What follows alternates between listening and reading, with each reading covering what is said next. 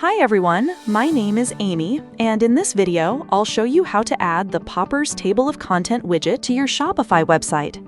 A Table of Content widget helps visitors quickly jump to different sections of your page, making long content easier to navigate. So let's get started.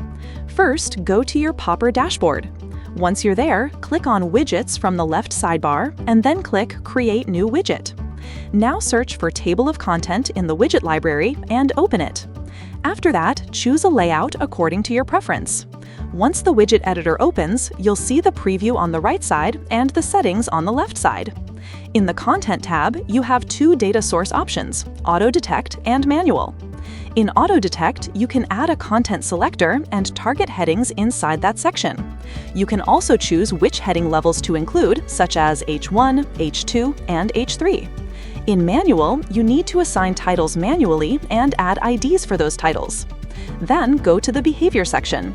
Here, you can enable Smooth Scroll so the page scrolls smoothly when a user clicks on an item. Next, open the Templates tab. Here, you can switch between different templates. Then go to the Appearance section.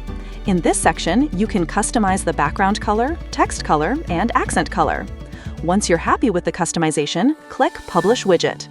After that, the installation code will appear. Copy the code and go to your Shopify site editor. Inside the editor, add a custom liquid block, then paste the installation code into it. After that, save your changes. Once your website is live, refresh the page and your widget will appear successfully. That's it for this video. I'll see you in the next one.